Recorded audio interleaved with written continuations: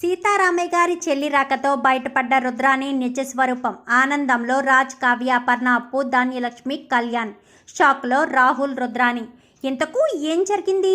అసలు సీతారామయ్య గారి చెల్లి రాకతో రుద్రాణి నిజ స్వరూపం బయటపడడం ఏంటి? అసలు ఏం జరిగింది అనేది వీడియోలో చూసి తెలుసుకునేద్దాం. బ్రహ్మముడి అప్కమింగ్ ఎపిసోడ్స్లో ఏం జరగబోతుందో ముందుగా తెలుసుకోవాలి అనుకుంటే వీడియోని లైక్ చేయండి, ఛానల్ని సబ్స్క్రైబ్ చేసుకోండి, పక్కనే ఉన్న బెల్ సింబల్లో ఆల్ పై క్లిక్ చేయండి. ఎలా చేయడం వల్ల అందరికంటే ముందుగా చూడవచ్చు.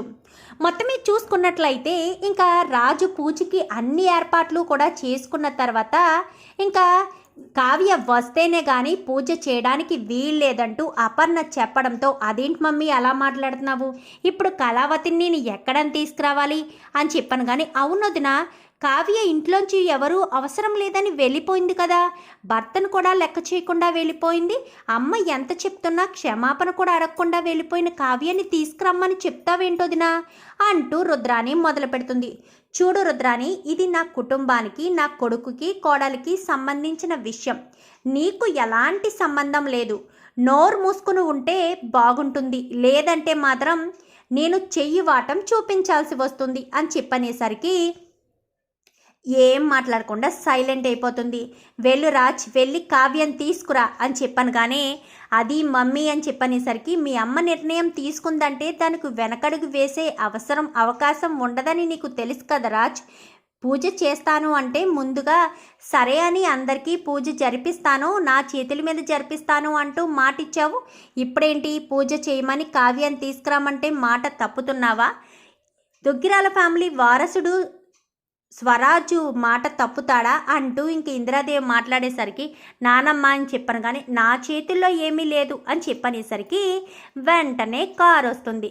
కారు రావడంతో ఎవరొచ్చారు ఇప్పుడు ఈ సమయంలో అనుకుంటూ ఉండేసరికి, అమ్మమ్మ వచ్చింది అనుకుంటూ రాజు పరుగున వెళ్తాడు. ఆ వచ్చింది కాస్త సీతారామయ్య గారి చెల్లెలు రావడంతో అమ్మమ్మ అంటూ వెళ్ళిపోతాడు. ఎందుకంటే సీతారామయ్య గారి చెల్లెలికి రాజు బాగా దగ్గర, మనవాడి కంటే ఎక్కువగా చాలా ఇష్టంగా చూసుకుంటుంది.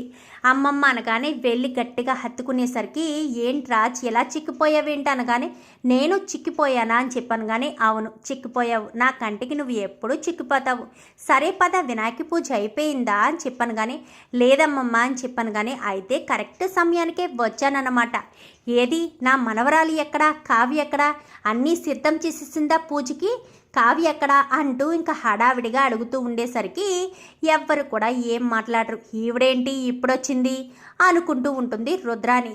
టెన్షన్ పడుతూ ఉంటుంది. ఏంటి మమ్మీ టెన్షన్ పడుతున్నావు అనగానే, నా గురించన్నీ ఈవిడికి తెలుసురా, ఎందుకంటే ఈవిడి ఎవరో కాదు, మా ఆయనకి బాగా తెలుసు, అందుకని చుట్టాలు అవుతారు, అన్నీ కూడా ఈవిడికి చెప్పుకుంటాడు మా ఆయన.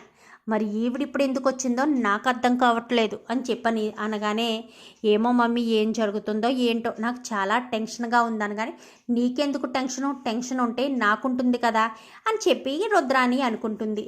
ఏది ఎవరు మాట్లాడరేంటి, ఏ అపర్ణ, కావ్యేది, కావ్య కనిపించదే, కావ్య లేకుండా పూజ చేస్తున్నారా, ఎక్కడుంది కావ్య, స్వప్న కావ్య ఎక్కడా అని చెప్పాను. కానీ అది అది అది నానమ్మ అని చెప్పనేసరికి, అదే ఎక్కడుంది కావ్య, మాట్లాడరేంటి కావ్య అనగానే చుట్టూ తిరుగు చూస్తుంది. ఎందుకంటే ఆవిడ చాలా యాక్టివ్గా ఉంటుంది.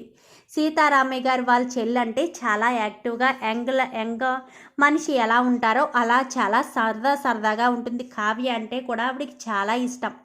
ఇంకా రాజ్ అపర్ణ కావ్య కనిపించేసరికి, ఇంకెక్కడ కావ్య అత్త, కావ్యని ఎప్పుడో ఇంట్లో వాళ్ళు తరిమి పంపించేశారు, ముఖ్యంగా నీ మనవడు రాజే అని చెప్పనేసరికి, ఏంటి ప్రకాశం ఏం మాట్లాడుతున్నావు అనగానే, అవునత్త నేను చెప్పేది నిజమే, నీ ముద్దుల మనవడే నీ ముద్దుల మనవరాల్ని పుట్టింటికి పంపించేశాడు అనకూడని మాటలంటూ అని చెప్పనేసరికి, ఏంట్రాస్ నువ్వు కావ్యను తిట్టావా, అసలు నువ్వు కావ్యను తిట్టవలసిన అవసరం ఏముంది, ఆ పరిస్థితి ఎందుకు వచ్చింది అని చెప్పనేసరికి, అది అని జరిగిన విషయం అంతా కూడా చెప్పేసరికి, కావ్య అంత అశ్రద్ధగా ఉంటుందని ఎలా అనుకుంటావు రాజ్, ఎవరు నిన్ను రెచ్చగొట్టింది, ఈ రుద్రాణియేనా, రుద్రాణి ముందే రెచ్చగొడుతుంది కదా అని చెప్పనేసరికి, అలాగని ఎలా చెప్తున్నారు అని చెప్పాను. కానీ ఇంట్లో ఎవరైనా గొడవలు పెట్టే మనిషి, అందరూ సంతోషంగా ఉంటే కడుపు కుళ్ళుకునే మనిషి ఎవరైనా ఉన్నారు అంటే అది ఈ మేడం రుద్రాణి గారు తప్ప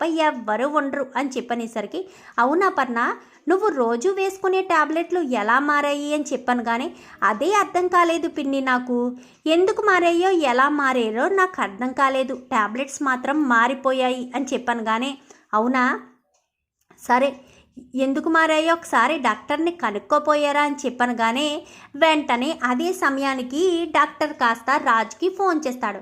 ఫోన్ చేసేసరికి ఉండు నానమ్మ, ఉండమ్మమ్మ, డాక్టర్ ఫోన్ చేశాడంటూ ఫోన్ లిఫ్ట్ చేయడంతో రాజ్ అని చెప్పాను. కానీ చెప్పండి డాక్టర్ అని చెప్పనేసరికి, ఆ రోజు మీ అమ్మగారు వేసుకున్నవి బీపీ టాబ్లెట్స్ నార్మల్వి కాదు, అదే మీ అమ్మగారికి ఎప్పుడూ రాసిచ్చేవి కాదు, అవి బీపీని పెంచే టాబ్లెట్స్ ఎవరో కావాలనే డబ్బాలో మార్చారు.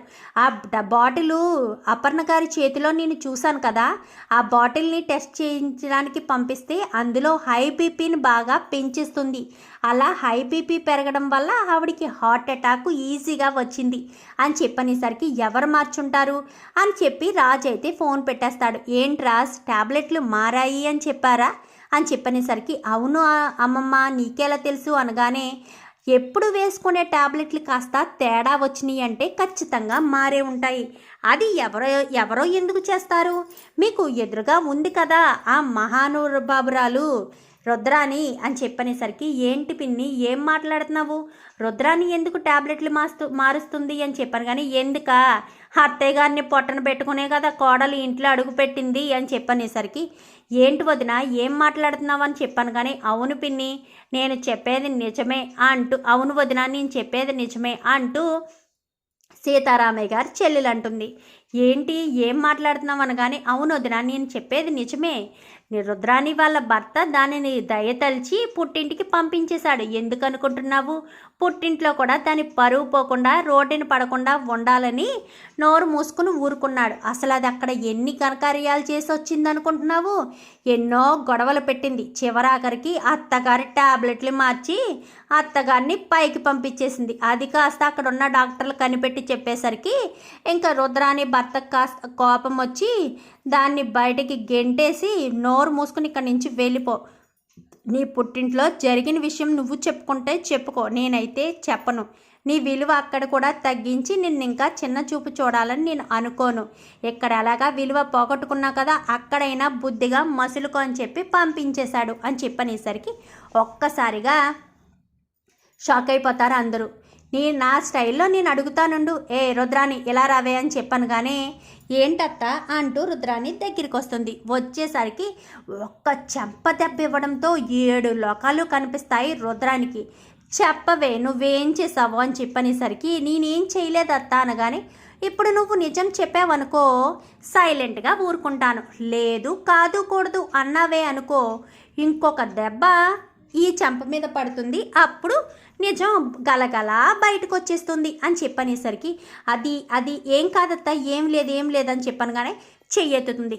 చెప్తానత్త చెప్తాను, అవును అపర్ణ వదిన టాబ్లెట్లు మార్చింది నేనే రాజ్, ఎందుకంటే కావ్యని ఇంట్లోంచి బయటికి పంపించేయడం కోసమే అపర్ణ వదిన్ని చంపాలని చూశాను అని చెప్పనేసరికి ఒక్కసారిగా ఇందిరాదేవి అయితే రుద్రాని చెంపలు చెల్లుమనిపిస్తుంది. పండగ పూట ఇంతకు మించి నిన్ను శిక్షించలేకపోతున్నాను రాజ్, ఎప్పటికైనా అర్థమైంది కదా, కావ్య తప్పు చేయలేదని వెళ్ళు, కావ్యం తీసుకురా అంటూ సీతారామయ్య గారి చెల్లెలు చెప్పేసరికి, ఇప్పుడే వెళ్తానమ్మమ్మ అనుకుంటూ గబగబా వెళ్తాడు రాజ్. అయితే వెళ్ళి వెంటనే కావ్య దగ్గరికి వెళ్ళి ఇంటికాడ పూజ చేస్తూ ఉండగానే కావ్య అని పిలుస్తాడు. కళావతి అని పిలిచే రాజ్ కావ్య అని పిలిచేసరికి ఒక్కసారిగా కావ్య షాక్ అవుతుంది. ఇదేంటి కళావతి అని పిలుస్తారు కదా, కావ్య అని పిలుస్తున్నారు అనుకుంటూనే ఏంటి అని చెప్పాను. కానీ వెంటనే కాళ్ళ మీద పడతాడు. ఏంటి కాలు పట్టుకున్నారు అనగానే, నేను తప్పు చేశాను, ఆ రోజు నిన్ను అర్థం చేసుకోకుండా చాలా పెద్ద పొరపాటు చేశాను, నిజానికి నువ్వు ఏ తప్పు చేయలేదని నాకు అర్థమైంది, తెలిసింది.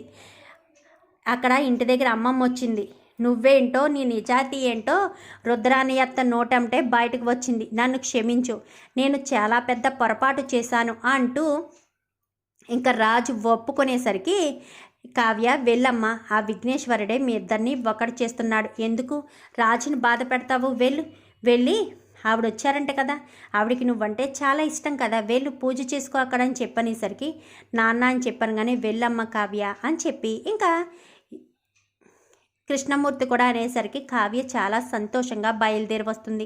బయలుదేరి రావడంతో రుద్రాని 2 చెంపలు పట్టుకుని ఎర్రగా కందిపోయి ఉంటాయి. ఎందుకంటే సీతారామయ్య గారి చెల్లెలు కొట్టిన దెబ్బకి చెంపలు 2 వాసిపోయి ఉండేసరికి రావడంతో రుద్రాని గారికి ఏం జరిగింది అని చెప్పాను కానీ అదంతా తర్వాత చెప్తానులే కావ్య, ముందు నువ్వు పూజ స్టార్ట్ చేయి అని చెప్పి ఇంకా చెప్పేసరికి ఇప్పుడే స్టార్ట్ చేస్తాను నానమ్మ అంటూ గబగబా పూజ స్టార్ట్ చేస్తుంది. ఇంకా నీ చేతులతో పూజ జరగాలనేనేమో వినాయకుడు ఎదురు చూస్తున్నాడు, పూజ చేయి అని చెప్పాను కానీ విగ్రహం చూసి ఒక్కసారిగా షాక్ అవుతుంది. ఈ విగ్రహం అని చెప్పాను కానీ ఏమైంది కావ్య అని చెప్పాను కానీ ఈ విగ్రహం నేను ఎంతో ప్రేమగా చేసుకున్నానక్క, ఎవరింటికి వెళ్ళినా వాళ్ళంతా సంతోషంగా ఉండాలని కోరుకున్నాను, అది తిరిగి మన ఇంటికే వస్తుందని అస్సలు అనుకోలేదు అని చెప్పి కావ్య చెప్పేసరికి మీ ఇంట్లో ఇక సంతోషమే ఉంటుందిలే, ఈ రుద్రాని విషయం మాత్రం ఆలోచించు అన్నయ్య, లేదంటే మాత్రం ఇది ఇంట్లో ఉంటే మళ్ళీ ఏదో ఒక సమస్య వచ్చి మళ్ళీ ఎవరొకరిని పుట్టింటికి పంపించే వరకు ఈ మందర బుద్ధిది ఉండదు అని చెప్పాను కానీ కరెక్ట్గా చెప్పావు పిన్ని అని చెప్పి ఇంకా అపర్ణ అయితే అంటుంది. అందరూ కూడా చాలా సంతోషిస్తారు. అవును కళ్యాణం అప్పు కనిపించడం లేదేంటి అని చెప్పాను కానీ కళ్యాణం అప్పు నా అత్త మీ మేనగోళ్ళు అదే మీ కూతురు ఎప్పుడో బయటికి గెంటేసిందని చెప్పి వివరించి చెప్పేసరికి ఏంటి ఇంత పని నువ్వు కూడా రుద్రానితో కలిసి చేసావు కదా ఇదంతాను అని చెప్పాను కానీ ఒక్కసారిగా షాక్ అవుతుంది. రుద్రానితో కలిసి చేసిందని నీకెలా తెలుసత్తా అని చెప్పాను కానీ ఈ ఇంట్లో ఎవరినైనా బాధ పెట్టాలి, వాళ్ళు నవ్వుతుంటే బాధ పెట్టాలి అని కోరుకునేది రుద్రాని తప్ప ఎవరూ లేరు ప్రకాశం, నువ్వు మతిమరుపు కదా, ఈ మాట మాత్రం గుర్తుపెట్టుకో అని చెప్పాను కానీ ఇది మాత్రం మర్చిపోనత్తా, ఇది మాత్రం నాకు గుర్తే ఉంటుంది అని చెప్పి ఇంకా చెప్తాడు. చూద్దాం మరి రాబోయే ఎపిసోడ్స్లో ఏం జరుగుతుందో.